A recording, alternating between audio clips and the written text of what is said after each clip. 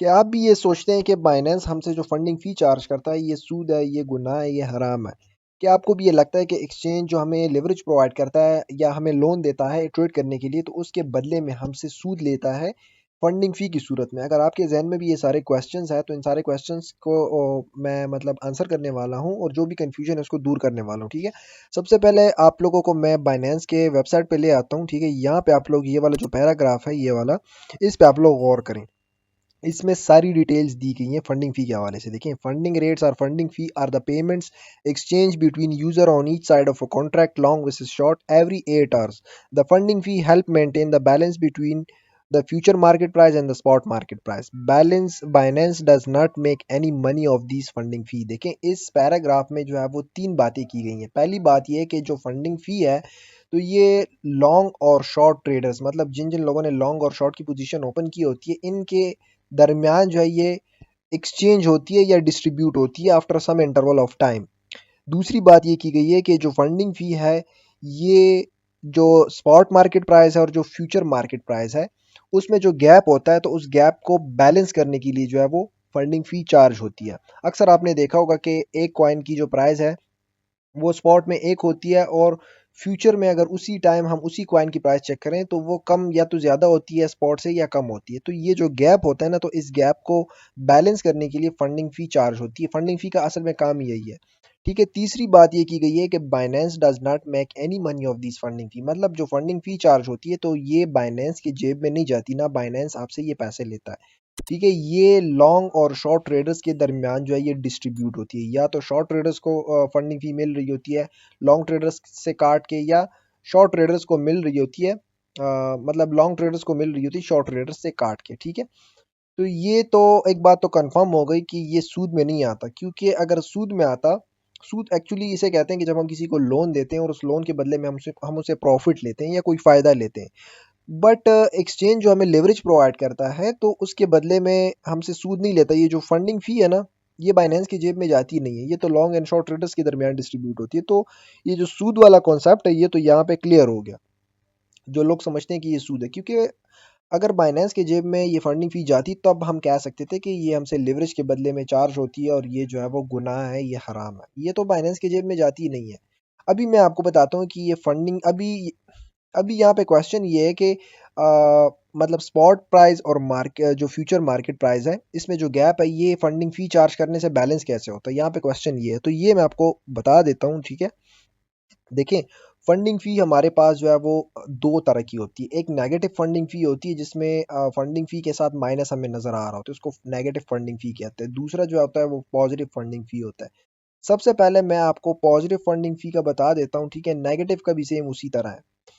Positive funding फ़ी में क्या होता है कि जब फंडिंग फ़ी पॉजिटिव होती है, ठीक है? माइनस नहीं होता, प्लस होती है फंडिंग फ़ी, तो उसका मतलब ये होता है कि स्पॉट की जो प्राइस है वो कम होगी और फ्यूचर की जो प्राइस है वो ज़्यादा होगी। मतलब मान के चलिए बिटकॉइन की प्राइस जो है वो स्पॉट में 20,000 चल रही है, तो फ्यूचर में जो है वो बिटकॉइन की प्राइस 20,500 चल रही होगी या 21,000 चल रही होगी। ठीक है? जब फंडिंग फ़ी पॉजिटिव होती है, डिपेंड करता है कि कितनी ज़्यादा उसकी वैल्यू है, ठीक है? वैल्यू पे डिपेंड करता है।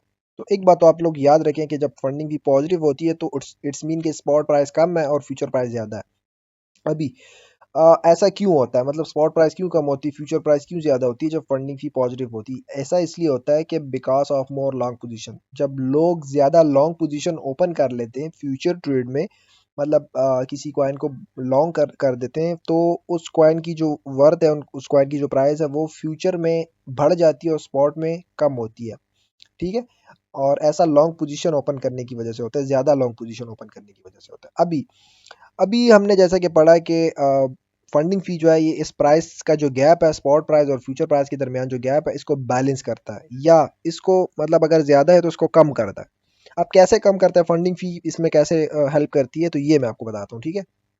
जब फंडिंग फी पॉजिटिव होती है ना, तो इट्स मीन के लॉन्ग पोजीशन ज़्यादा ओपन है, तो इस सूरत में लॉन्ग ट्रेडर्स जो है वो शॉर्ट को पे करते हैं। मतलब जो फंडिंग फी आपको नज़र आ रही होती है ना, तो इट्स मीन के मिसाल के तौर पे अगर 3 घंटे का टाइम वहाँ पे शो हो रहा है, तो उसका मतलब होगा कि 3 घंटे बाद जो है वो वहाँ पे परसेंटेज भी मेंशन होती है कि इतना परसेंट लॉन्ग ट्रेडर्स जो है वो से फ़ी काटी जाएगी और वही फ़ी जो है वो शॉर्ट ट्रेडर्स को दी जाएगी। इसकी वजह से प्राइस बैलेंस होता है। कैसे बैलेंस होता है देखें, शॉर्ट ट्रेडर्स शॉर्ट ट्रेडर्स के लिए जो है ये देखें, शॉर्ट ट्रेडर्स को जो है वो इंसेंटिवाइज किया जाता है कि यार आप लोग शॉर्ट पोजीशन ओपन करें, हर 3 घंटे बाद या हर 8 घंटे बाद आपको फंडिंग फी मिलेगी। मतलब उनको एक लालच दिया जाता है कि लोग ज़्यादा से ज़्यादा शॉर्ट की पोजीशन ओपन कर दें।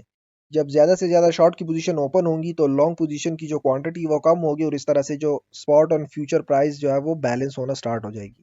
दूसरा इसका फ़ायदा ये है कि जिन जिन लोगों ने लॉन्ग पोजीशन ओपन की होती है ना, तो उन पे प्रेशर होता है क्योंकि उनकी ट्रेड से ऑलरेडी फंडिंग फी माइनस हो रही होती है एक हैवी अमाउंट में। तो उन पे प्रेशर होता है क्योंकि उनका प्रॉफिट कम हो रहा होता है टाइम के साथ साथ, तो वो लोग क्या करते हैं कि अपने प्रॉफिट को बुक करना स्टार्ट करते हैं जब फंडिंग फी बहुत ज़्यादा बढ़ जाती है, और वो लोग अपनी ट्रेड से एग्जिट करना स्टार्ट कर देते हैं। तो इसकी वजह से लॉन्ग पोजीशन कम होना स्टार्ट हो जाती है और शॉर्ट पोजीशन ज़्यादा मतलब ओपन होना स्टार्ट हो जाती है। तो इसकी वजह से जो स्पॉट प्राइस और फ्यूचर प्राइस के दरमियान जो गैप होता है वो कम होना स्टार्ट हो जाता है फंडिंग फी की सूरत में। तो फंडिंग फी जो है सॉरी तो फंडिंग फी जो है ये इस गैप को बैलेंस करने के लिए हमसे चार्ज होती है। फंडिंग फ़ी का असल में मतलब ही यही है। कैसे चार्ज होती है ये मैं आपको बता चुका हूँ। नेगेटिव फंडिंग फ़ी भी सेम इसी तरह, जब नेगेटिव फंडिंग फ़ी नेगेटिव होती है तो इट्स मीन के स्पॉट में प्राइस ज़्यादा होगी, फ्यूचर में प्राइस कम होगी। ठीक है, ऐसा क्यों होता है कि जब फ्यूचर में लोग ज़्यादा पोजीशन ओपन कर लें शॉर्ट की, तो उसकी वजह से फ्यूचर की प्राइस कम हो जाती है, स्पॉट की प्राइस ज़्यादा होती है। ठीक है, अब जब फंडिंग फ़ी जो है हमारे पास नेगेटिव होती है तो इट्स मीन के शॉर्ट ट्रेडर्स, मतलब जो जिन जिन लोगों ने शॉर्ट की पोजीशन ओपन की है तो उनसे फंडिंग फी काटी जाएगी और लॉन्ग ट्रेडर्स को दी जाएगी। लॉन्ग ट्रेडर्स को इंसेंटिवाइज किया जाएगा, लालच दिया जाएगा कि जो जो लॉन्ग की पोजीशन ओपन करेगा उनको फंडिंग फी मिलेगी after some interval of time. तो लोग लालच में आके कुछ लोग तो लालच में आके लॉन्ग की पोजीशन ओपन करना स्टार्ट कर देते हैं, और जो शॉर्ट ट्रेडर्स होते हैं उन पे प्रेशर होता है कि उनसे फंडिंग फी चार्ज होती है, तो उसकी वजह से, उन प्रेशर की वजह से वो शॉर्ट की पोजीशन से एग्जिट करना जो है वो स्टार्ट कर देते हैं। ठीक है, तो इसकी वजह से जो है वो जो गैप होता है स्पॉट और फ्यूचर के दरमियान वो बैलेंस होना स्टार्ट हो जाता है। ठीक है, तो फंडिंग फ़ी का देखिए मैंने आपको रीज़न भी बता दिए कि फंडिंग फ़ी चार्ज क्यों होती है, चार्ज कैसे होती है, किस रीज़न की वजह से चार्ज होती है, सारा कुछ आपको मैंने समझा दिया। इसके बावजूद जो है अगर आप किसी इंसान के माइंड में ये है कि ये हमसे सूद लिया जाता है, जो लेवरेज हमें प्रोवाइड किया जाता है, तो उसका मतलब इतना समझाने के बावजूद भी अगर उसको समझ नहीं आती तो फिर मैं क्या कह सकता हूँ। खैर आप लोग कमेंट करें, मैं फर्दर उनको गाइड करूँगा अगर उनको स्टिल कोई कन्फ्यूजन है, या आप लोग कमेंट कर सकते हैं अगर किसी हवाले से आप कंफ्यूज है, तो हम कोशिश करेंगे कि आपकी कन्फ्यूजन को जो है वो दूर करें। ठीक है, और आप अपना ओपिनियन भी हमारे साथ कमेंट में लाजमी शेयर करें कि आप लोगों का इस बारे में क्या थॉट्स है, क्या आप लोगों की राय है इस बारे में, वो लाजमी हमारे साथ शेयर करें। तो आई होप आपको समझ आ चुकी होगी वीडियो के लिए। आज के लिए बस इतना ही, इंशाल्लाह मिलते हैं फिर किसी नेक्स्ट वीडियो में किसी न्यू टॉपिक के साथ। तब तक के लिए अपना बहुत सारा ख्याल रखिएगा और दुआओं में याद रखिएगा। अल्लाह।